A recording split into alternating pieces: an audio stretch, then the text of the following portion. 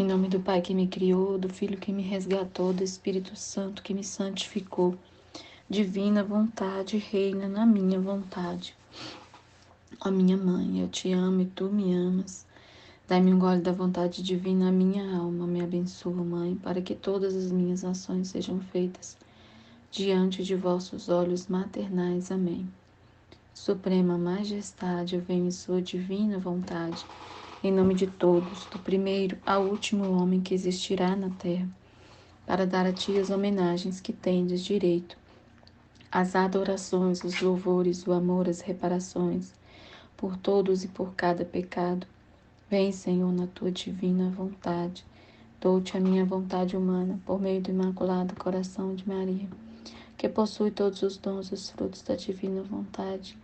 Venha, divina vontade, nessa ação que estou a fazer, em todas as ações que eu farei durante este dia. Amém, Fiat. Vinde, Espírito Santo, vinde por meio da poderosa intercessão do Imaculado Coração de Maria, vossa amadíssima esposa e nossa mãe. Amém. Vinde, ó Espírito Santo, vinde por meio da poderosa intercessão do Imaculado Coração de Maria, vossa amadíssima esposa e nossa mãe. Amém. Vinde, ó Espírito Santo, vinde por meio da poderosa intercessão do Imaculado Coração de Maria, vossa amadíssima esposa e nossa mãe. Amém. Eu não sou nada, Deus é tudo, Pai, eu te amo.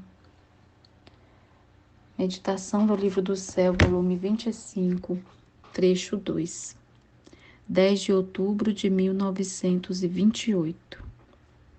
O título é o seguinte: 40 anos e mais de exílio, virtude e força de um sacrifício prolongado, recolha de materiais para ordenar, felicidade de Jesus ao abençoar a sua pequena filha prisioneira, beijos no querer divino, decisão dos sacerdotes de preparar os escritos para publicação, graças surpreendentes que Jesus dará aos sacerdotes. Título comprido, né? Resume bem o trecho, né? Que o trecho é um pouquinho extenso. Vamos começar a ler. A minha vida desenrola-se diante do meu sacramentado Jesus. E ó, quantos pensamentos se acumulam na minha mente. Pensava em mim mesma. Depois de 40 anos e meses que não tinha visto o tabernáculo, que não me era dado estar diante de sua adorável presença sacramental, 40 anos não só de prisão, mas de exílio. Depois de tão longo exílio, finalmente voltei. Se bem prisioneira, né? Mas não mais exilada, como na pátria, perto de meu sacramentado Jesus. E não uma vez por dia, como eu fazia antes que Jesus me fizesse prisioneira, mas sempre, sempre. Meu pobre coração, embora o tenha no peito, sente-se consumido ante tanto amor de Jesus. Mas enquanto isso e outras coisas pensava, meu sumo bem Jesus moveu-se em meu interior e me disse: minha filha, achas que é irrelevante ter-te mantido prisioneira durante 40 anos e mais, sem um grande desígnio meu? Não, não.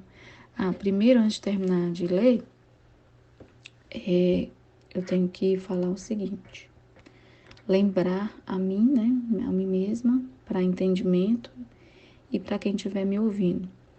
Luísa, nesse primeiro parágrafo, ela está falando que ela foi exilada, né, ficou 40 anos, mais de 40 anos, sem ver o tabernáculo, ou seja, sem ver o sacrário, né, o Santíssimo, né, e ela comungava, né, todos os dias, mas ela não tinha aquela presença ali de Jesus no sacrário, né? Então, como a gente viu no trecho anterior do volume 25, ela foi levada para casa onde criaram, né, a casa da divina vontade. E lá tem uma capela onde tem o sacrário, né, onde tem Jesus sacramentado ali.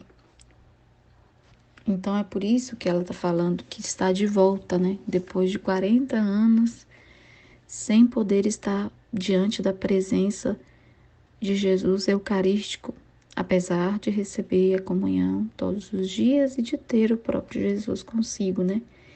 Ela está falando aqui dessa situação, né? Que agora ela estando na casa da divina vontade, lá tem um sacrário, né? Com Jesus eucarístico. Então é por isso que ela está falando. Aí ela fala, se bem que prisioneira, porque ela continuou na cama, né? Então ali ela se sentiu, ela tá falando que ela se sentiu propriamente no céu, né? Porque aí ela tem Jesus sacramentado ali. Aí ela estava confessando isso a Jesus, né? Falando isso no íntimo do seu coração para Jesus. E aí Jesus veio falar com ela, perguntando para ela se ela achava irrelevante ter mantido ela prisioneira, né? Durante esses quase 40 anos. Se ela não achava que tinha um desígnio. Aí ele responde: o número 40 sempre foi significativo e preparativo para grandes obras. Interessante, né? Vamos ver o que ele vai falar. 40 anos os hebreus caminharam pelo deserto, sem poderem alcançar a terra prometida, sua pátria. Mas depois de 40 anos de sacrifícios, tiveram o bem de tomar posse dela. Mas quantos milagres, quantas graças, até chegar a alimentá-los com o maná celestial em tal tempo. Ou seja, né, Jesus está falando aqui que o número 40 é significativo para ele, né? A gente tem que entender, como a gente fala, né, que Deus sempre fala que tudo no tempo de Deus, né? Tudo tem um propósito divino, tudo tem um para quê, né, de Deus. Então, o tempo de Deus não é igual ao nosso. Para ele, pode ser que 40 anos seja 40 dias, né? Então, não é igual ao nosso tempo. Mas o que ele está falando aqui de mais importante é que tudo, vocês já perceberam que as coisas elas são ligadas umas nas outras, né? A história da humanidade, eu estou falando na visão bíblica, na visão divina, né? Na visão de Deus. Nada é por acaso, né? Tudo tem um significado, um propósito. Então, igual ele está falando, tudo tem um desígnio, né? Não é por acaso que ela ficou 40 anos na cama, né? O número 40 é significativo, ele está falando com todas as letras aqui, né? Então, ele está dando exemplo dos hebreus no deserto, né? Eles ficaram 40 anos até que pudessem chegar na terra prometida. E Jesus está falando, né? Só que durante esse tempo de busca pela terra prometida, quantos milagres e graças de Deus não derramou nesse povo? Quantos milagres, quantos salvou eles de quantas vezes, né? Porque tinha que mantê-los, né? Quantas graças até chegar. E aí ele fala, até maná do céu ele mandou, né? Para alimentá-los. Então, foram 40 anos de sacrifícios, mas também foram 40 anos de muita graça que Deus, né? Que Deus derramou, né? Jesus é Deus também, mas aqui propriamente era Deus Pai, né? E aí Jesus continua falando, um sacrifício prolongado tem virtude e força de obter coisas grandes de Deus, né? Porque a gente tem que parar para pensar, né? O que Jesus coloca no meu coração, né? O ser humano, ele é muito pequeno em relação a Deus. Não só de estatura, né, que eu falo. Falo em espírito, né? Deus é muito grande, poderoso. Ele é você imagina, é o Deus que criou a terra, que criou todos nós. Então, nós perto dele, né? Não somos nada, somos poeirinha no deserto. Somos um grão de areia. Então, para a gente conseguir obras grandes, coisas grandes, como Jesus está falando aqui, o nosso sacrifício também tem que ser grande. Então, eu entendo o que ele está falando aqui, que isso aqui serve para tudo na nossa vida. Então, se a gente perceber num determinado momento da nossa vida que a gente está fazendo algo para Deus e que demanda um sacrifício da gente, a gente está no caminho certo. Porque aos poucos a gente vai perceber, lógico, né, que por amor esse sacrifício não vai ser muito grande. Você não vai sentir aquela dor do início, né? Mas eu falo, por exemplo, né, de você, eu tenho dificuldade de acordar cedo. Para mim é um sacrifício. Então, para Deus, aquele sacrifício que você faz porque você realmente tem dificuldade de acordar cedo, tem gente que não tem. Tem gente que acorda muito cedo porque gosta, porque tem facilidade, né? Então, é um exemplo simples que eu estou dando para eu poder entender o que Jesus está falando aqui. Então, o que ele está falando? Grandes sacrifícios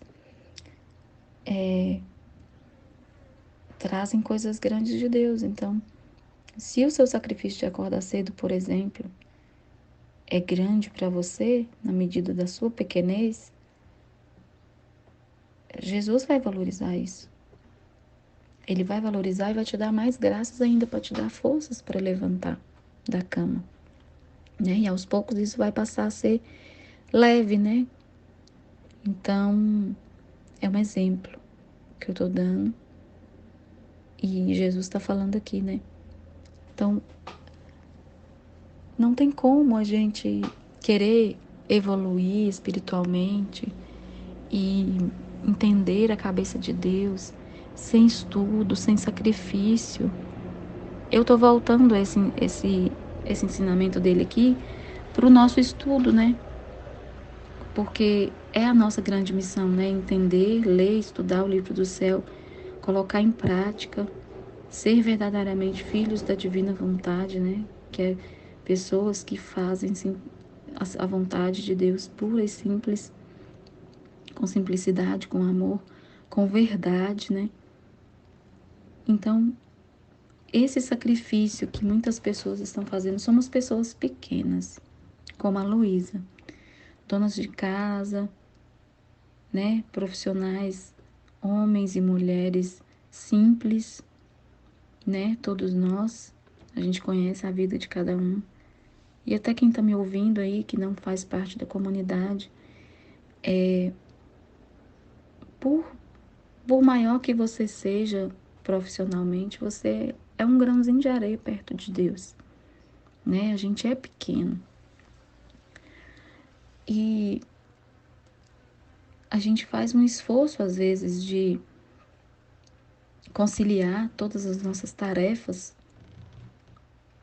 com o estudo do livro do céu, com o estudo de outros livros que a gente está vendo e tentando, né, conciliar tudo porque a gente passou a entender que Deus é a prioridade na nossa vida. Se a gente não colocar Deus em primeiro lugar, não tem sentido a nossa vida. A gente vai fazer as coisas sem sentido. Que sentido tem você acordar cedo, trabalhar, cuidar da sua casa, cuidar dos seus filhos e tudo, por mais feliz que você seja, fazer isso todos os dias?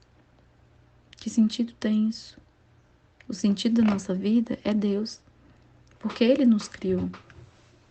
Entender a cabeça de Deus e conhecer Deus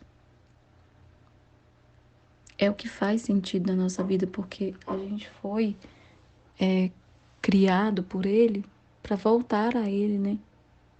Mas voltar como a gente foi criado, né? Limpos e purificados de toda essa lama do mundo, né? A lama do pecado e tudo mais. Então, o que faz sentido para a sua vida, o que vai dar sentido para a sua vida, para a vida de todos nós, é conhecer Deus. Então, o que ele está falando de sacrifício aqui é para nós também, para a gente pegar para a nossa vida os pequenos sacrifícios e também os grandes, né? Ele valoriza todos. Mas o que ele está dizendo para a Luísa, a gente vai terminar de ler para entender.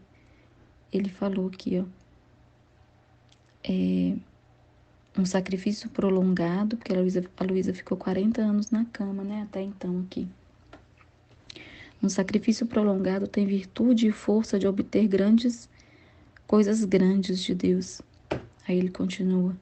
Eu mesmo em minha vida aqui embaixo quis estar 40 dias no deserto. A gente está falando de outro número, né? De outra situação que envolve o número 40. Separado de todos, até de minha mãe, para sair em público e anunciar o evangelho que devia formar a vida de minha igreja. Então, esses 40 dias no deserto foi para ele se preparar para sair em público e anunciar o evangelho, né? Então, foi antes da vida pública. Ele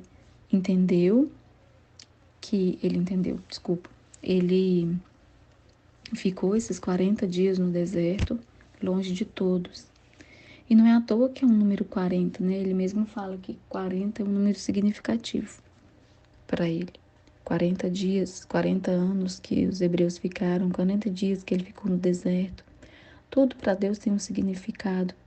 Pode ser que a gente não entenda, mas para ele que a gente tem que entender até aqui é que ele tem um propósito para tudo e tem significado para ele. Então é só a gente gravar isso. Nada para Deus é por acaso, tudo tem um propósito, né? Aí ele fala, para sair e anunciar o evangelho que devia formar a vida de minha igreja. Não era pouca coisa, né?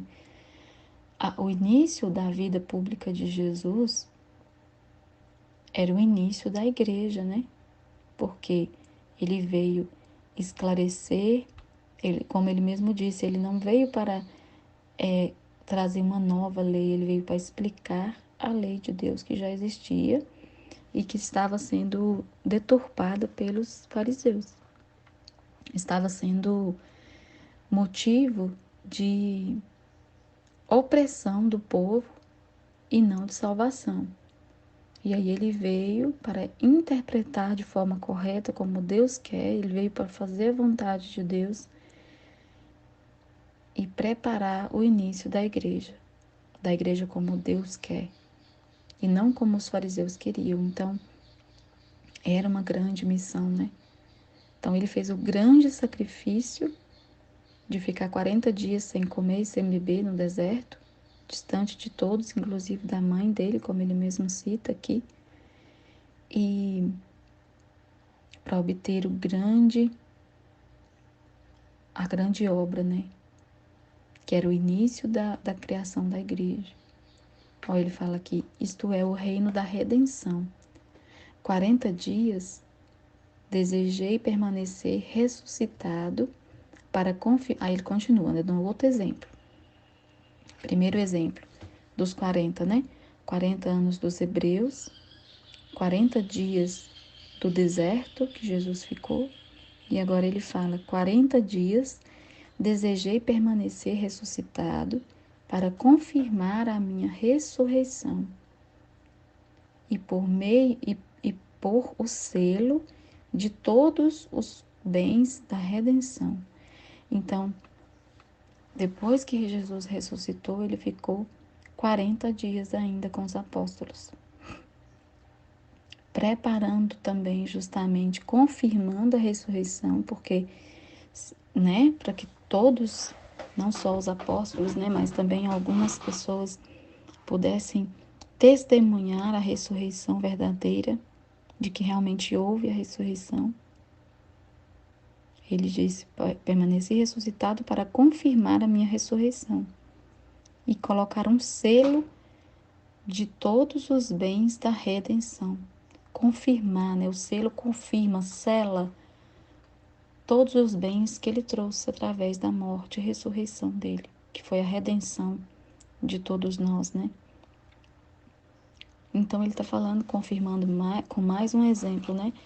De que o número 40 não é à toa, significa muito para Deus. Aí ele continua dizendo: assim quis para ti, minha filha, para manifestar o reino da minha divina vontade, quis 40 anos de sacrifícios. Mas quantas graças não te fiz? Quantas manifestações? Posso dizer que nesta extensão de tempo, coloquei em ti todo o capital do reino do meu querer e tudo o que é necessário para fazê-lo compreender as criaturas. Então aqui, aí a gente vai comparar, né, com o reino da redenção, como ele citou aqui. Ele ficou 40 dias com os apóstolos, ressuscitado, né, confirmando essa ressurreição e colocando o selo, como ele disse, em todos os bens da redenção, para fechar, né, esse início, né, para selar esse início da obra da redenção do gênero humano, né? E aí inicia-se a igreja através dos apóstolos, e em Luísa ele faz essa comparação, né? Também do tempo do deserto, em que os hebreus passaram 40 anos, e ele fala que derramou muitos bens e muitas graças. E aí na Luísa ele fez o mesmo que ele fez com os apóstolos, né? Preparou, como ele preparou a igreja, o início da igreja, nos apóstolos, derramando todo o conhecimento, todo né, depois o Espírito Santo desceu sobre eles e iluminou as mentes. Foi toda uma preparação para o início da igreja, como Deus queria. Assim ele fez em Luísa, né? 40 anos de sacrifícios, ela na cama, né?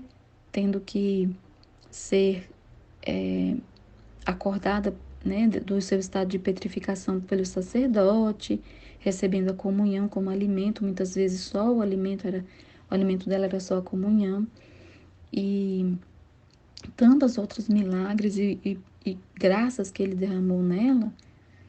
Por quê? Porque era o início do reino da divina vontade. E aí, como ele falou, né, grande sacrifício obtém grandes coisas de Deus, coisas grandes de Deus. E o reino da divina vontade não é que é grande, né? É só a maior coisa que Deus quer. É o maior sonho de Deus, né? Concluir a criação do homem. Então exigia de fato um sacrifício muito grande da Luísa, que foi a escolhida para ser o início desse reino, né? A portadora do bem, a portadora do conhecimento, né? A portadora e distribuidora, né, desse conhecimento. Então ele fala aqui que colocou nesse período de tempo, colocou todo o capital, né? Todo o investimento, vamos dizer assim, do reino do querer divino, e tudo o que era necessário compreender, ou seja, ensinar para nós, compreender as criaturas. Então tá tudo aqui. É isso que ele está dizendo, tá tudo aqui no livro do céu. Tudo que a gente precisa saber para que este reino se concretize em nosso coração, que é onde Deus vem morar, Tá tudo aqui no livro do céu. E ele ainda deu de presente pra gente o livro da Valtorta, A Mística Cidade de Deus, né? E os outros livros, A Vida Íntima, para completar esse entendimento, porque ele sabe que é difícil para a gente entender tudo que ele está falando aqui. É muito grande, né? É uma obra muito grande de Deus. Então, se a gente pensar, e a gente tem que ter essa consciência de que o nosso sacrifício pequenininho que a gente faz é tão pouco.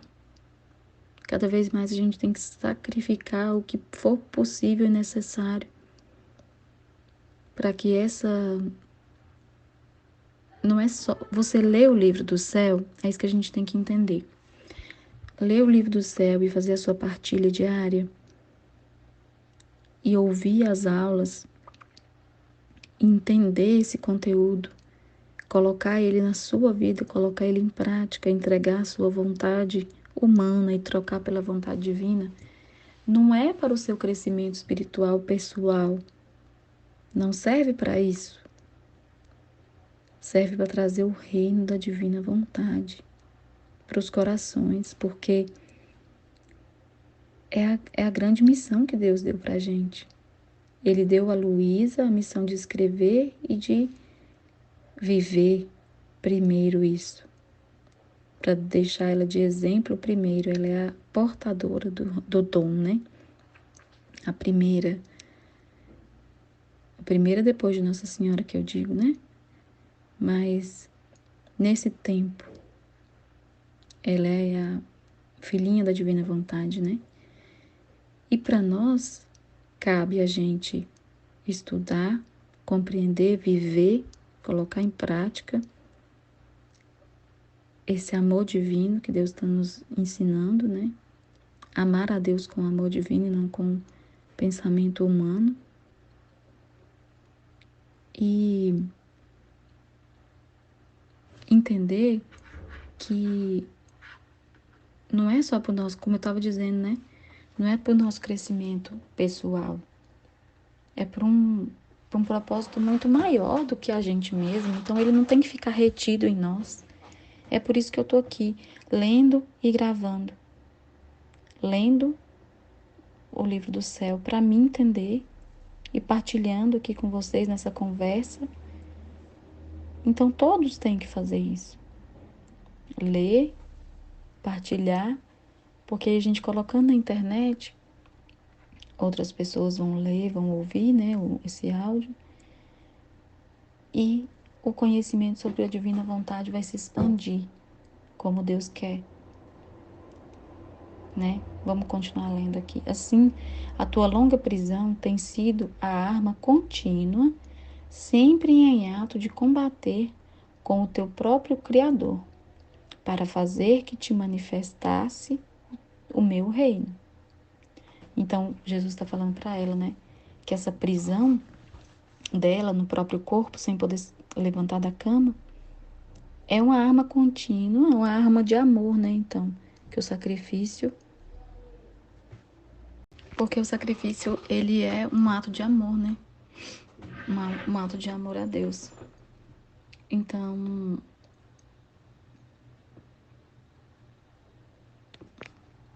é por isso que Jesus fala para ela, assim, a tua longa prisão tem sido a arma contínua, sempre em ato de combater com o teu próprio Criador, para fazer que te manifestasse o meu reino. Então, ele está dizendo assim, o seu amor, Luísa, ao executar esse sacrifício de amor a Deus, continuamente, é uma arma que vai ganhar Deus, que vai trazer o reino, que amansou o coração de Deus para que ele me autorizasse a te manifestar tudo. Lógico, isso aqui eu tô dizendo para a gente entender o que Jesus está falando, mas o reino da divina vontade está no ato único de Deus, né? O ato único que já viu tudo, planejou tudo, tudo no ato só. Então, um ato só de Deus.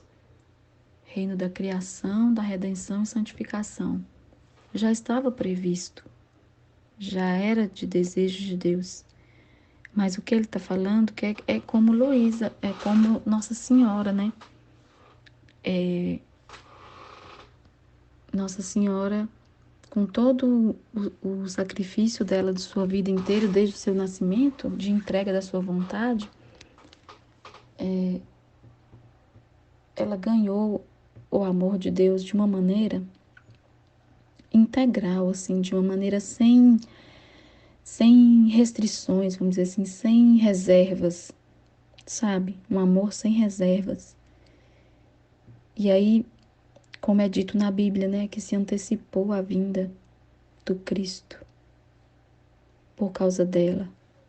Então, ele prevê que vai acontecer uma coisa. Ele prevê não, desculpa. Ele tem planejado, né? Tem o plano. Não é previsão, é plano, né? O plano de Deus. Então, Deus tem o plano. Mas aí, é como Jesus está falando aqui, né? A arma contínua, né? É o amor. Esse amor de Luísa, sacrifício da prisão dela no corpo, é o que garante, né? É o que garante, porque Jesus, ele diz para ela várias vezes, se ela pergunta para Luísa várias vezes, quando ela começa a reclamar, assim, modo de dizer, e aí ele pergunta para ela se ela quer parar, se ela quer desistir, porque depende também do sim da criatura, né? Deus tem um plano. E aí a gente entra agora para falar disso, para entender, aí a minha mente me lembra, Jesus me lembrando, né? Jesus me lembra que é aquilo que a gente estudou, né? Deus tem um plano. E aí depende de você. O plano dele é o desejo de Deus, é a vontade divina. Quando a criatura sai da ordem, daquilo que Deus planejou, aí acontecem coisas que podem não ser tão boas, podem ser boas, mas podem não ser tão boas, que é a vontade permissiva. Tem a vontade querida, que é a vontade de Deus, é o que ele quer, é o plano dele.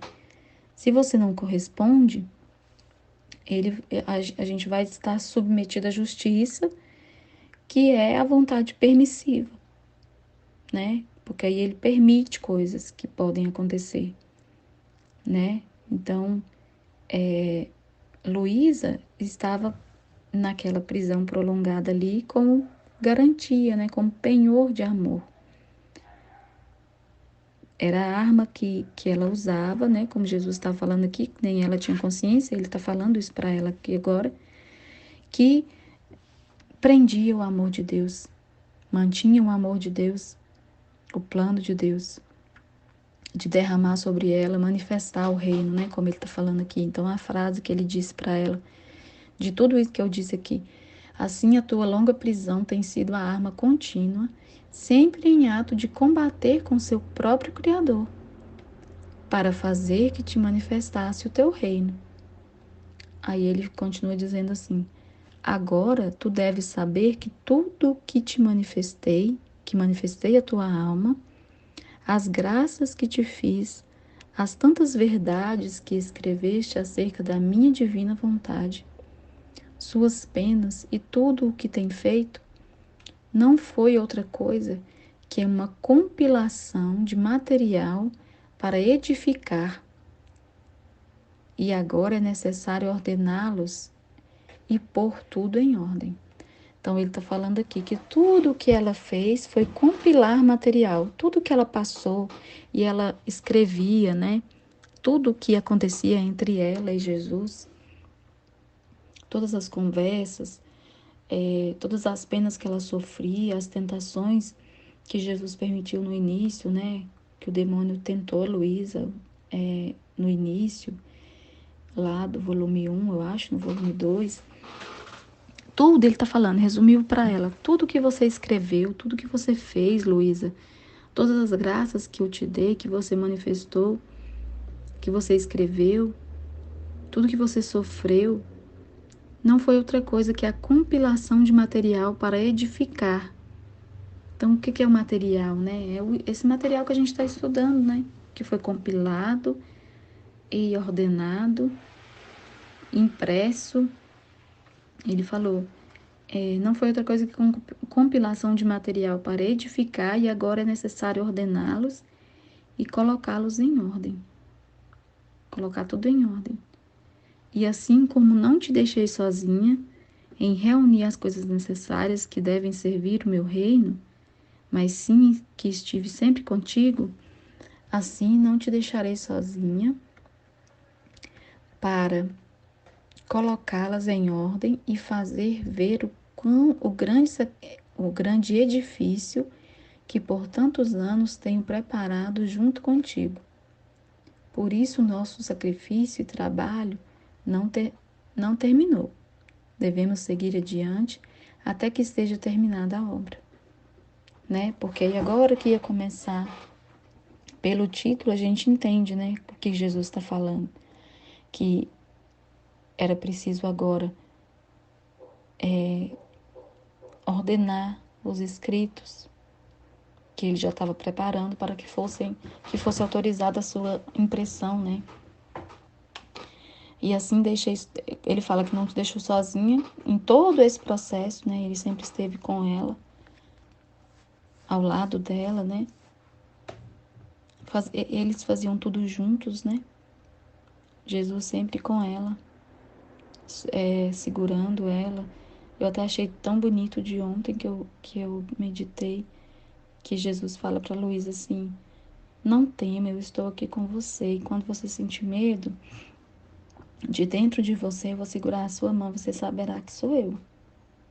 Então, este ensinamento a gente tem que levar para a nossa vida também, né? Que por mais que seja difícil, às vezes, que a gente não tá sozinha, né? Jesus está dentro da gente, a gente chamou ele para morar dentro da gente e ele tá aqui. Então é só pedir socorro, né? Que ele vem nos socorrer, ele está sempre com a gente. Pedir sempre conselho para Jesus é muito melhor do que para qualquer pessoa. E aprender a ouvi-lo, né? Silenciar a sua voz, da sua vontade humana e ouvir a ele, né? Que ele fala para ela e fala para a gente que está sempre com a gente. Assim não te deixarei sozinha para colocá-las em ordem e fazer ver o grande edifício que por tantos anos tenho preparado junto contigo. Por isso nosso sacrifício e trabalho não terminou, devemos seguir adiante até que esteja terminada a obra. Então, às vezes, ele falando para ela, ela pensa, né, que acabou, né, mas está só começando, como ele falou no trecho passado do volume 25, que a abertura da Casa da Divina Vontade simbolizava o início do reino da Divina Vontade. Assim como o nascimento dele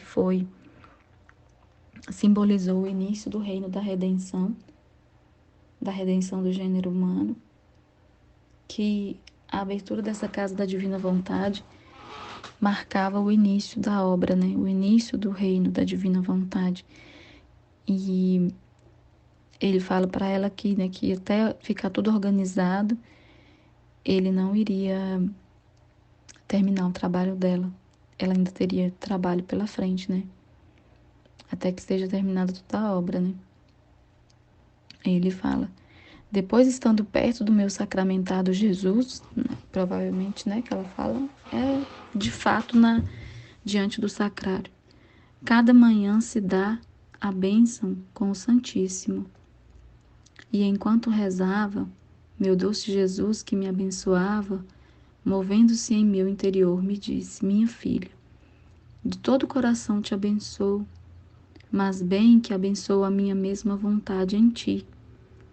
Bendigo teus pensamentos, respiros, batimentos, a fim de que penses sempre em meu querer.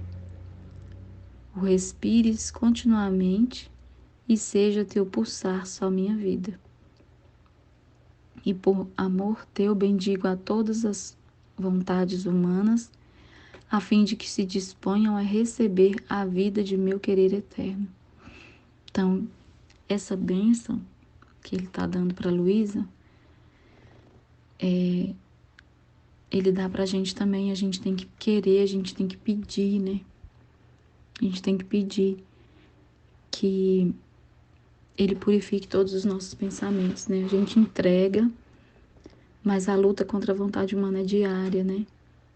Então, a gente tem que pedir que Deus nos abençoe, que a gente realmente possa trocar os nossos pensamentos continuamente pela vontade de Deus, pelos pensamentos de Deus, porque, como eu disse, né? É uma batalha diária, é um aprendizado diário. E aí, para que isso aconteça, a gente tem que ter muita humildade, né? Tem que ser muito humilde, muito simples. Porque, como é uma missão muito grande que Ele está dando pra gente, apesar de ser uma coisa, apesar de quando a gente fala, é simples, né?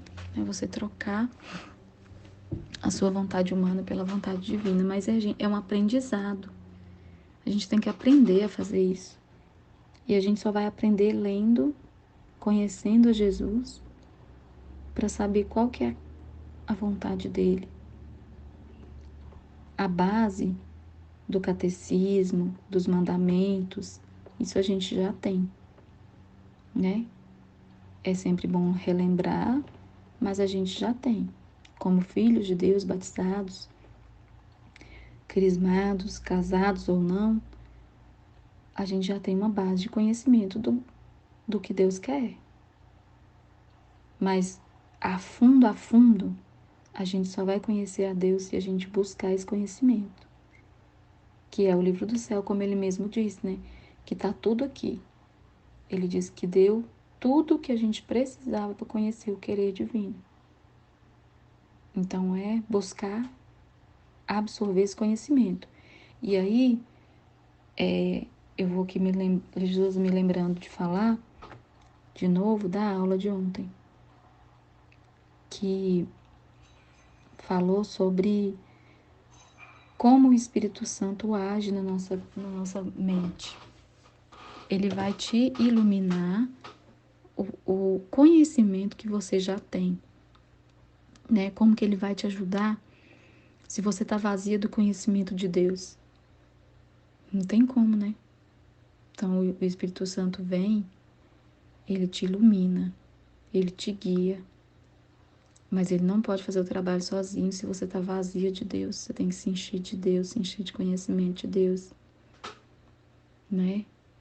Então, é isso. Pedir essa bênção de Deus, pedir muito que ele te ajude, te dê graças para você entender o que é trocar a sua vontade humana pela vontade divina, mas fazer a sua parte, né? Então, quem entende o livro do céu como uma oração, que simplesmente que vai ser automático, você leu, vai acontecer uma mágica dentro de você e você vai entender. Não é assim. Você tem que dar a sua vontade, você tem que realmente querer nunca mais fazer sua vontade, como Nossa Senhora fala nos 31 dias com Maria. Ter a consciência, ato consciente, é isso que Deus quer. Aí Jesus continua falando assim: minha filha amadíssima, se você soubesse como é doce, como eu me sinto feliz de abençoar a pequena filha de meu querer, meu coração exulta ao abençoar aquela que possui a origem, a vida de nosso Fiat, que levará o início, o princípio do reino da minha divina vontade. E aí, aqui, você imagina a felicidade de Jesus, porque a Luísa, ela é portadora do dom da divina vontade, a primeira, né? Então,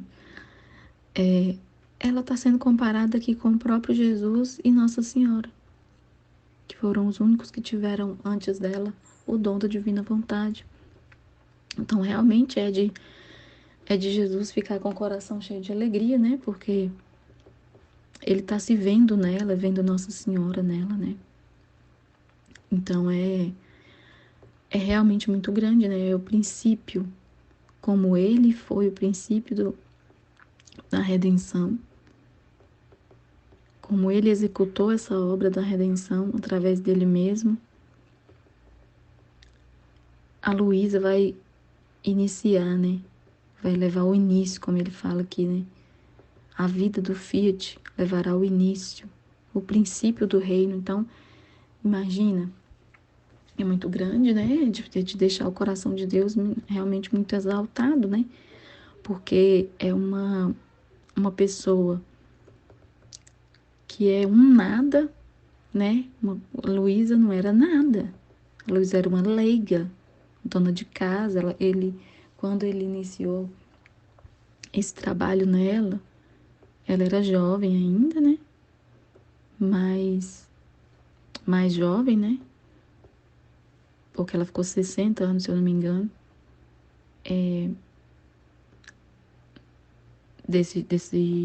nessa missão dele, né? E até aqui foram 40, né?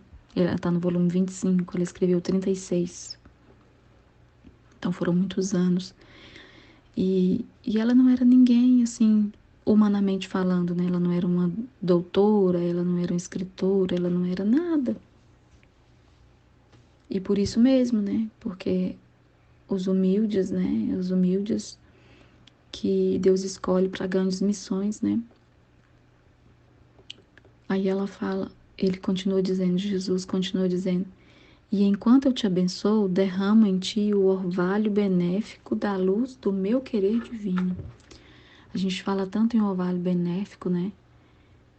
E ele fala que enquanto abençoa ela, derrama nela o orvalho benéfico da luz do querer divino. A luz do querer divino é o conhecimento. Então, é o conhecimento que se derrama através do orvalho benéfico. Então, quando a gente fala de orvalho benéfico, não é coisa da invenção da cabeça da gente. Está escrito aqui no livro do céu.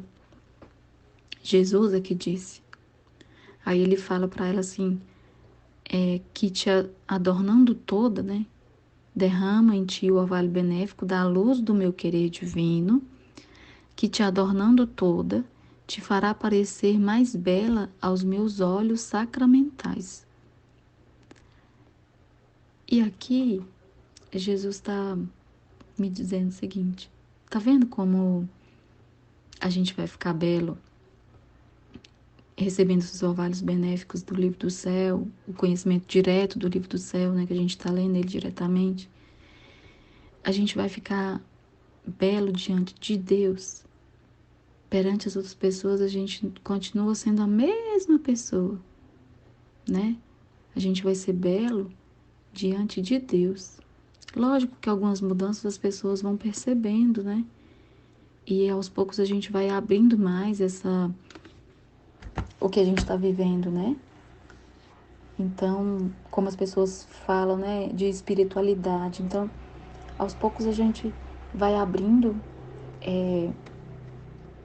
essa espiritualidade, modo de dizer, para as pessoas entenderem o que a gente está vivendo, lendo o livro do céu, mas visivelmente a gente não vai ser como os santos que tinham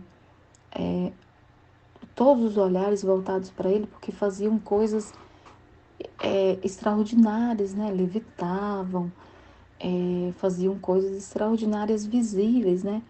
Então, para Deus, esse conhecimento da divina vontade é interno. Ele muda a nossa vida, claro, mas aos olhos de Deus, Deus é que vai perceber maior mudança. É Ele. Então, por isso que é tudo para Ele e não para os outros, né? Por isso também, né? Então, porque Ele que vai ver. Aí ele continua dizendo: e eu me sentirei mais feliz nessa custódia ao olhar a minha pequena filha prisioneira, investida e atada pelas doces correntes de minha vontade. Por que corrente, né? Porque o conhecimento te prende. O conhecimento do livro do céu, que é a vontade de Deus, a própria vontade de Deus escrita aqui, ela te ata, Então, por isso que é corrente, né? Você não tem como você se desvincular, porque você não consegue. Por amor a Deus, o amor a Deus vai crescendo cada vez mais e você não consegue se desvencilhar disso. Então, por isso que é corrente. Ele fala doce corrente, porque é amor a Deus. Apesar de você poder largar tudo, você não quer. Você quer cada vez mais conhecer, porque o amor de Deus te ata. É nesse sentido, né, que eu vejo. E aí ele fala assim: e cada vez que te abençoar, farei crescer a vida de meu querer divino em ti. Como é bela a companhia de quem faz a minha vontade. Ele já falou isso tantas vezes, né? Que a companhia de quem faz a vontade dele é muito mais doce do que as demais. Causa uma certa tristeza na gente, né? Saber que nem todo mundo traz essa felicidade para Deus, né? Que é por isso que a gente tem que se empenhar cada vez mais em fazer a vontade, somente a vontade de Deus, né? Para que ele fique feliz. Ele fala: ela põe o eco no fundo da alma. Então, ecoa dentro da gente, no fundo da nossa alma, a vontade de Deus. De tudo o que faço nessa hóstia santa. Então, deixa eu ler de novo para entender. Ele fala assim: como é bela a companhia de quem faz a minha vontade. Ela, a pessoa que faz a vontade de Deus, coloca o eco no fundo da alma de tudo o que faço nessa hóstia santa. Então, o que é que Jesus faz na hóstia? Ele está continuando a obra dele, porque ele se consubstanciou na hóstia, se deixou para nós na hóstia, para continuar a obra dele em nós, dentro de nós. É por isso que a gente recebe a hóstia dentro da gente, né? Porque é através da comunhão com Cristo que ele vai continuar essa obra. Tá, e o dia que não tiver comunhão mais, se for proibido. Isso aqui que eu tô falando é como ele deixou até agora. Se ele permitir acontecer isso, de não ter hóstia mais, é permissão de Deus, por causa dos acontecimentos do final dos tempos, exemplo, né? Mas não significa que acabou, então, a obra dele, porque ele está dentro de nós, ele está em cada um de nós, né? Você chama ele para morar dentro de você, você preparou a casa, você tirou toda a sua vontade humana, limpou a casa e ele pode morar dentro de você. Então você é hóstia viva, né? Como ele falou em outros trechos, nas lives que a gente fez, estudando os outros trechos que tem sobre a hóstia viva, né? Os filhos da divina vontade são hóstias vivas. Por isso mesmo que ele está falando aqui, porque a gente tem dentro do fundo da nossa alma tudo o que o próprio Jesus faz na hóstia santa. Como ele está falando aqui, somos hóstias vivas, né? Fazemos o mesmo que Jesus. Como que fazemos o mesmo que Jesus? Sendo Ele, né? Fundindo a nossa vontade com a vontade dEle. Fazer a vontade de Deus é ser outro Cristo, né? E aí ele fala assim: e eu não me sinto só em meus atos, porque vai ter a companhia da gente, né? A gente vai ter quem faça junto com ele. Ele fala: sinto que reza junto comigo. E unindo-se juntas nossas súplicas, nossos suspiros, pedimos uma só coisa: que a divina vontade seja conhecida e que logo venha o seu reino, que é a oração do Pai Nosso, né? Então, o que ele está dizendo aqui é justamente isso que eu falei antes, né? Que a gente vai estar unido a ele, por isso que ele fala que somos hóstias vivas, porque faremos o mesmo que ele, como ele está falando aqui, ó, de tudo o que faço nessa hóstia santa, e eu não me sinto só em meus atos, sinto que reza junto comigo, faz as mesmas súplicas, pede as mesmas coisas, ou seja, que o reino da divina vontade venha logo. que é isso que Deus mais deseja, né? Depois, desenvolvendo minha vida perto do meu prisioneiro Jesus, cada vez que se abre a porta da capela, o que acontece frequentemente, é Luísa falando, né? Mando 3 beijos ou 5 ao meu sacramentado Jesus, ou bem uma pequena visita. E ele, movendo-se dentro de mim, me disse. Então, Luísa está narrando a vida dela na casa da Divina Vontade, né? Que toda vez que se abre a capela, ela vê do quarto dela, que a janela do quarto dela ou a porta do quarto dela é virada para a capela. E sempre que se abre a capela, ela vê o sacrário lá no centro, né, do altar. E aí ela manda beijos para Jesus. E aí Jesus, ou ela vai lá e faz uma pequena visita, né? Alguém leva ela e ela faz uma visita. Aí Jesus, se movendo dentro dela, disse: Minha filha, como me são agradáveis os teus beijos. Sinto beijar-me por ti com os beijos do meu mesmo querer, porque ela faz a vontade dele e ela é ele, né? Então é ele mesmo se beijando. Sinto dar-lhe sobre meus lábios, sobre meu rosto, em minhas mãos e coração, meus mesmos beijos divinos. Por que ele está falando isso para ela? Porque ele vê na pessoa que faz a divina vontade, só coisas divinas saem dessa pessoa. É o objetivo, né? É o nosso grande objetivo. Sermos totalmente divinos. Então, por isso que ele está falando com ela. Os meus beijos divinos, que ele sente como se fosse ele mesmo. Tudo é divino na alma onde reina a minha vontade. Acabei de dizer, né? Ele vem e confirma. Tudo é divino na alma onde reina a minha divina vontade. E eu sinto em teus atos meu amor que me refrigera. A frescura, a suavidade de minha mesma vontade divina que me abraça, me beija e me ama. Por isso que ele recebe muita glória, né? Porque é como se ele mesmo estivesse amando ele, né? Um ser divino amando Deus, né? Ó, como me é agradável, minha divina vontade que age na criatura. Ó, como me é agradável na minha divina vontade que age na criatura. Sinto que bilocando nela me dá e põe diante de mim toda a beleza e santidade de meus atos. Por isso, nossa, peraí, que agora que eu entendi, né? Sinto que bilocando nela me dá e põe diante de mim toda a beleza e santidade de meus atos. Ou seja, né? Ele vem morar na gente, então ele está bilocado. Não é uma...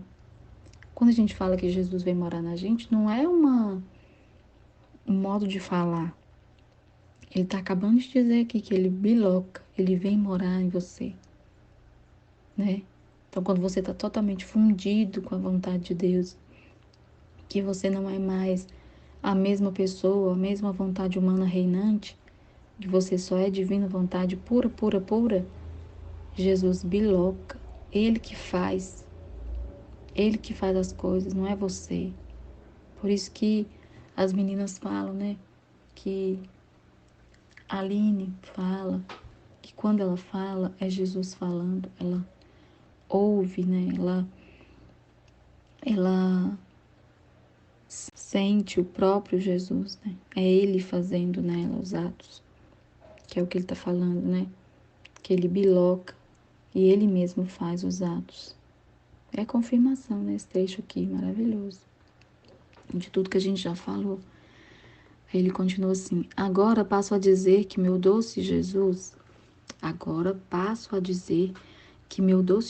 parece que me esperava aqui, nesta casa, perto de teu tabernáculo de amor, para dar início a que os sacerdotes se decidissem a preparar os escritos para publicação.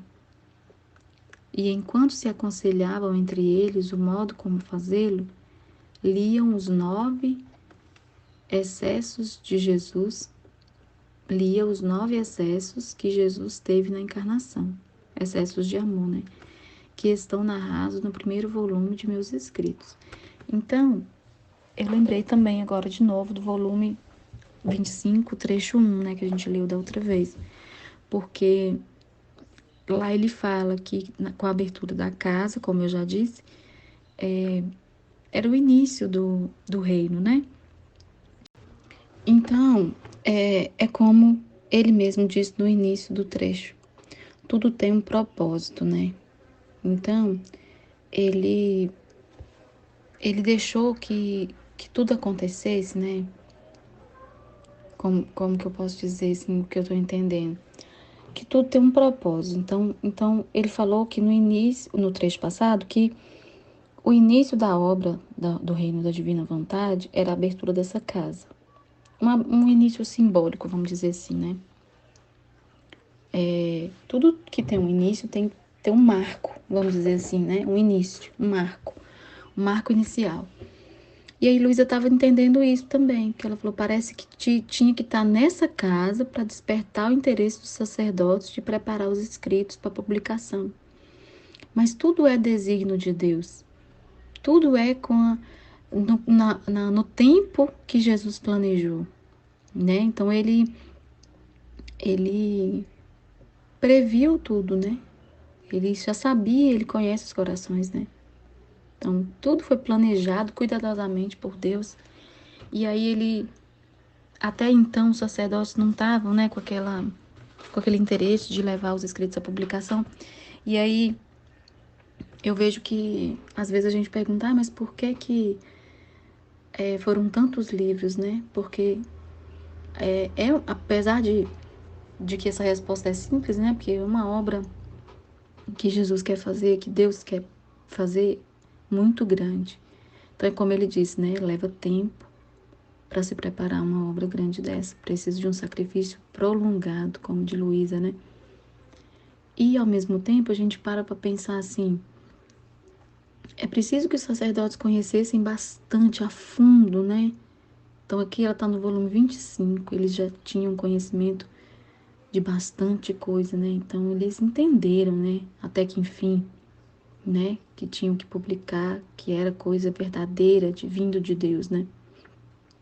Então eu entendo que é isso, né? Tudo está no desígnio de Deus e tudo seu tempo, né? Como ele fala que tem o tempo certo, né? Previsto. Vamos continuar lendo aqui. Então aí eu achei também interessante ela falar, né? Que eles começaram a ler, liam os 9 excessos de amor de Jesus que Jesus teve na encarnação, que estão narrados no primeiro volume. Agora, enquanto liam, Jesus dentro de mim era todo atento para ouvir. E parecia-me que o mesmo fazia Jesus no tabernáculo. Então, ela está falando que Jesus estava todo atento a ouvir o que eles estavam falando, né? E ela sentia que dentro dela, ele estava assim, atento para ouvir, e dentro do tabernáculo também. Então, era o mesmo, que ele estava bilocado, né? Então é confirmação, né, também daquilo que a gente sempre fala, né? Que eu falei mais cedo. Que dentro da gente, ele está bilocado, como ele falou, né? Ele falando novamente, que ele tá, a Luísa sentindo isso, né? Que ele estava no tabernáculo e também dentro dela, sentindo a mesma coisa, né? Era o mesmo Jesus, né? Bilocado. E aí ela fala assim, nossa, tá foguete aqui na cidade, pertinho de mim, desculpa. Em cada palavra que ouvia, seu coração batia mais forte. Jesus, né? É Luísa falando que sentia que em cada palavra que ouvia, seu coração batia mais forte. E em cada excesso de seu amor tinha um sobressalto mais forte ainda, como se a força do seu amor o fizesse repetir todos aqueles excessos que teve na encarnação. E como se não pudesse conter suas chamas, me disse. Nossa Senhora, que revelação, hein? Porque ele só de ouvir aquilo que estava escrito sobre os excessos de amor, ele tinha esses sobressaltos, né? Ele sentia fisicamente, né? De novo a mesma sensação. E aí ele vai explicar para ela, ele fala assim: minha filha, tudo o que te disse, tanto sobre minha encarnação, como sobre minha divina vontade e outras coisas, não foram outra coisa que desabafos do meu amor contido. que a gente sempre fala aqui, né? Que tudo que, até porque justifica esses 36 volumes é isso também, né? Porque Jesus não podia desabafar isso para quem não ia entender, para quem não ia conseguir viver o dom da divina vontade. E aí ele teve que esperar todo esse tempo, todos esses anos, esses milênios, né, para desabafar. Então é um amor que está contido, né, dentro dele, né? Ele não podia mais esperar. Então a Luísa foi o desabafo dele, né? Foi onde ele desabafou, né, todo esse amor contido, né? Aí ele fala: mas depois de haver desabafado contigo, meu amor continuou sendo reprimido, porque queria elevar mais as suas chamas para investir todos os corações e fazer conhecer o que fiz e quero fazer pelas criaturas. Então, nossa, é importante ele estar falando, né? Que não coube tudo em Luísa. Ele queria continuar desabafando esse amor reprimido, continuou reprimido, porque ele desabafou só nela, né? Ele falou que queria elevar mais as suas chamas, as chamas do amor, para investir, né, todos os corações e fazer conhecer o que fiz e quero fazer pelas criaturas. Ou seja, é o que a gente fala que a nossa grande missão é dar isso para Jesus. É fazer com que esses escritos sejam conhecidos, lidos, conhecidos, amados e colocados em prática, né? Porque é isso que ele quer. Ele acabou de falar aqui com todas as palavras, né?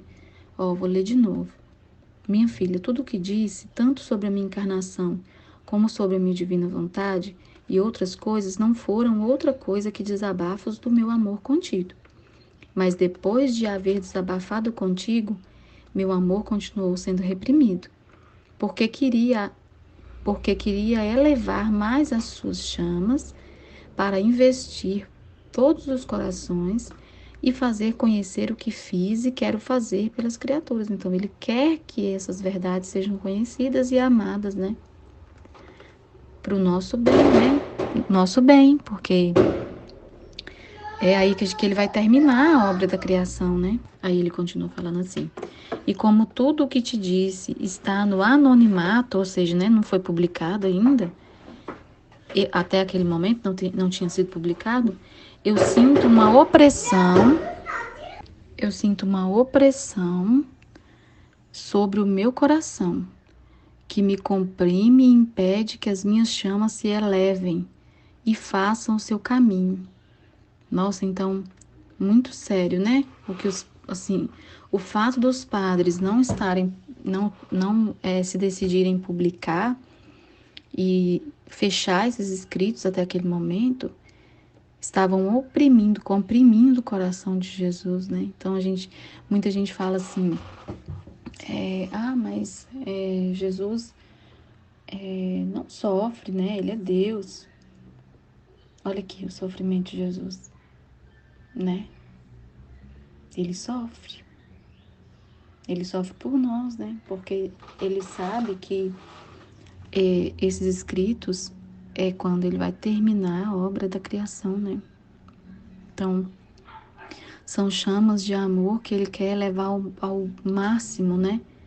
Ele quer derramar o máximo de graças para nós, né? Que é fruto desse amor dele por nós. O amor de Deus não tem limite, né? E aí ele fala que, como tá tudo no anonimato até então, ele sente essa opressão, né? Essa comprimindo, como se estivesse comprimindo o coração dele, porque é um sentimento que você reprime, ele te machuca, né? Ele tá sempre ali te lembrando, é uma dor física, né, que você sente. Então, eu penso que é isso que Jesus estava sentindo, né? Que essa... E aí a gente tem que pensar na nossa vida também, né? Porque você conhecer esses escritos, aqui, como a gente está conhecendo, e não divulgar, e não fazer de tudo para que isso seja conhecido, para que esse conhecimento tão sublime seja conhecido, amado e entendido como ele tem que ser entendido. Ele tem que ser entendido como realmente a renovação de cada um de nós, né? não só lido em uma devoção qualquer, não é. Devoção qualquer, não no sentido de que as outras devoções sejam devoções qualquer, não me expressei mal, mas no sentido de que não é mais uma devoção, né? Não é uma oração ou um livro de um santo que você está lendo, né? São palavras do próprio Jesus que são como o evangelho, né? Que você tem que colocar para sua vida, né? Aí ele continua falando assim: por isso, enquanto ouvia os padres ler, né? E tomar a decisão de ocupar-me para publicá-los, sentia-me remover o peso que comprime as chamas do meu coração. Nossa Senhora, gente, muito forte isso aqui, né? Então, o fato deles decidirem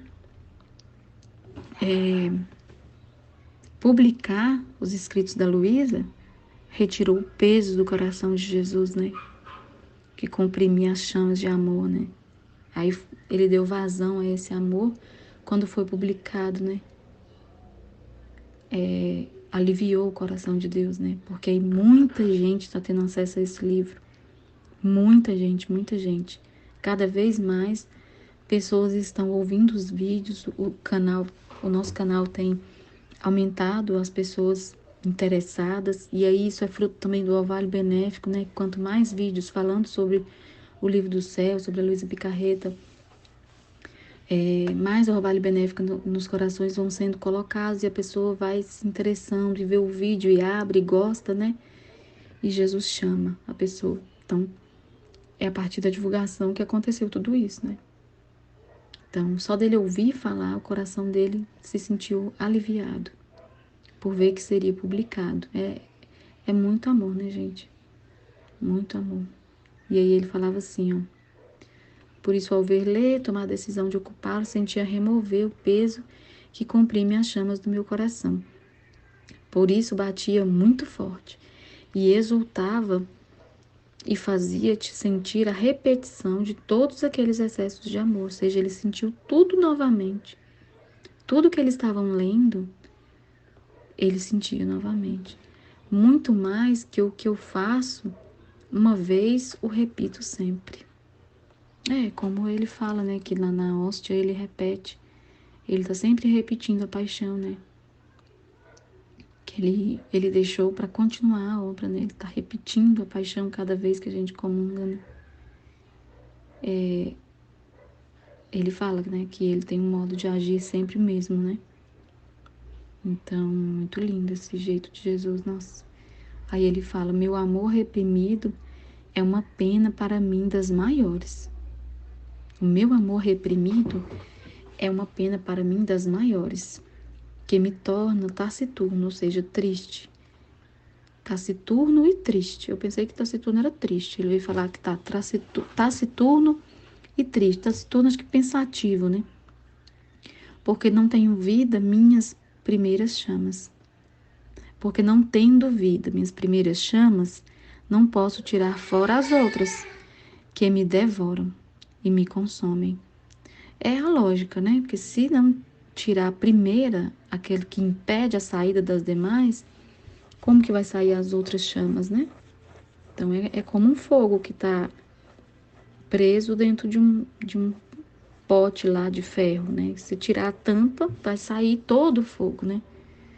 Então, ele fala aqui, né? Aí ele fala assim: e é por isso que para aqueles sacerdotes que querem se ocupar em tirar-me este peso de fazer conhecer meus tantos segredos com publicá-los, eu lhes darei tanta graça surpreendente, força para fazê-lo e luz para conhecer, eles por primeiros, o que farão conhecer os demais. Eu estarei no meio deles e guiarei tudo. Então, gente, Jesus está falando isso para a gente também, né? Que ele fala aqui: e é por isso que para aqueles sacerdotes que querem se ocupar em tirar-me este peso de fazer conhecer meus tantos segredos e publicá-los, eu lhes darei tanta graça surpreendente, força para fazer e luz para conhecer. Porque eles também precisam conhecer, né? e luz para conhecer eles por primeiro, ou seja, eles serão os primeiros a entender todos esses segredos. O que primeiro farão conhecer os demais. O que farão conhecer os demais. Então, eles entenderão primeiro o que eles farão conhecer os demais, aos demais. E que ele estará no meio deles e guiará tudo. Eu não tenho dúvida nenhuma de que foi Jesus, né, que guiou tudo isso, né, essa obra gigantesca, porque você imagina, né, gente, tem gente que tá assim, não tá entendendo, eu acho, acreditando que o livro do céu foi escrito realmente por Jesus, né, pelas mãos de Luísa, ou não coloca a fé necessária nessas palavras, lê como um livro qualquer, né? Então, é o próprio Jesus falando. Imagina você olhar toda a obra que ele fez em Luísa, não tem como duvidar que é o próprio Cristo que guiou tudo, porque tudo que ela fez, tudo que ela sofreu, e é isso que ele faz, né? Ele deixa essa marca do extraordinário, né? Que é pra gente não ter dúvida mesmo porque o ser humano é incrédulo, né? Como a maioria, né? É como aquele apóstolo que precisou colocar a mão nas chagas para acreditar, né? Então a gente, muitas vezes, as pessoas precisam do extraordinário, né? E ele fez o extraordinário em Luísa, né? Muito. Então foi ele mesmo que guiou tudo isso, né? E, e é muito grande tudo isso que ele revela aqui, gente. Ele tá querendo que a gente conheça ele. Ele tá falando dos seus sentimentos aqui. Nisso a gente conhece Jesus, né? Através disso a gente conhece Jesus. E é isso que ele quer, né? Que nós conheçamos ele cada vez mais para imitá-lo, para sermos como ele. Não é à toa. Como ele disse aqui, tudo tem um propósito, tudo tem um tempo determinado, né? E, e ele quer dizer para nós aqui também que, assim como esses sacerdotes, ele dá muitas graças para a gente não continuar, não, para a gente não desanimar nessa caminhada de meditação, de publicação desses escritos, né? De fazer isso acontecer, né? De tirar de fato essa pedra que impede que o amor de Deus se derrame sobre a humanidade inteira, né? É a nossa vez agora, né? Os sacerdotes já fizeram o papel deles até então, né? De publicar. Ainda tem a parte de beatificação da Luísa, que ainda está correndo, mas isso não vai mudar o que Jesus já deixou escrito. É só uma confirmação, né?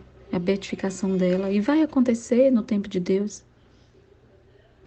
E aí ele termina dizendo assim: agora me parece que cada vez que os reverendos sacerdotes, é a Luísa falando, agora me parece que cada vez que os reverendos sacerdotes se ocupam em revisar os escritos para repará-los, meu doce Jesus fica atento para ver o que fazem e como fazem, porque isso aqui, esses escritos, é a obra dele. Então ele está atento para ver se eles não vão fazer coisas que vão tornar esses escritos uma outra coisa, né? Revisar uma coisa, agora reescrever é outra, né? Então, pode ser que eles mudem uma palavrinha ou outra para como que fala? Melhorar o entendimento, facilitar o entendimento, né? Então, eu até vi esses dias uma entrevista, foi colocada no nosso grupo lá, uma entrevista com um padre lá da Itália, e ele estuda o livro do céu. Então, esses escritos. E o que ele disse foi que houve a revisão por causa do dialeto que a Luísa usava, né? Que ela é de uma província bem pequena da Itália, em Corato. E aí muitas palavras que ela usou dificultavam o entendimento, porque não era, segundo ele, o italiano puro, né? É como a gente aqui, né? Eu estou em Minas, então eu tenho o meu modo de falar. Eu uso certas expressões que em São Paulo, por exemplo, não se ouve. Então, eu acredito que esse padre nesse vídeo estava falando disso. Então, houve essa revisão, né? E aí, Jesus estava todo atento, porque é a obra da vida dele, né? Ele ficou todo atento. Aí a Heloísa fala assim: eu não faço outra coisa senão admirar a bondade e o amor do meu amado Jesus, que enquanto se põe atento em meu coração, faz eco no tabernáculo e dali de dentro, faz eco no tabernáculo, desculpa, e dali dentro, naquela custódia, faz o que faz em meu coração. Ah, ela fica toda encantada pelo fato dele fazer a mesma coisa, tanto no tabernáculo quanto no coração dela. Então ela está admirada, né? Ela falou que não sabe fazer outra coisa senão admirar a bondade e o amor de Jesus em estar atento, tanto lá no tabernáculo, que ele continua fazendo o trabalho, né, incrível da redenção, continua a mesma coisa e ainda está atento ao livro do céu, né? Ela fica admirada desse poder, dessa bondade de Deus, de Jesus, né? Então, é isso que ela está falando aqui. E faz o que faz em meu coração. E aí ela finaliza dizendo assim: eu fico toda confusa ao ver isso e lhe agradeço com todo o coração. Porque vocês imaginam, né? Luísa presenciou coisas grandiosíssimas, né? Ela fala que fica confusa porque, como eu disse no início, a gente é muito pequeno, né? O ser humano, para caber todos os segredos de Deus, para caber todo o poder de Deus, né? Ele aos poucos se revelava para ela, porque se ele fizesse como a gente falou esses... E aí tem uma vez que a gente até falou, né? Que imagina se Deus fizesse... Ele podia fazer um download nela, né? E passasse todas as informações para ela através de um download, pensa. Só que aí não faria sentido, né? Para ela. Tem que ser aos poucos, né? De gole em gole. E aí é tudo muito grande, né? E a gente é muito pequeno. Então ele deu de gole em gole para ela, foi moldando a alma dela, foi purificando a alma dela. Precisava, né, também de todo esse processo que ele fez nela, que ele faz na gente, né? Cada pedaço do livro do céu é uma obra que ele faz na nossa alma, né? Vai purificando e vai infundindo esse amor dele na gente, né? E depois ele consuma tudo, né, nos últimos volumes, e é um trabalho diviníssimo, né? Então é isso. É um trecho um pouquinho grande. Amém, Fiat.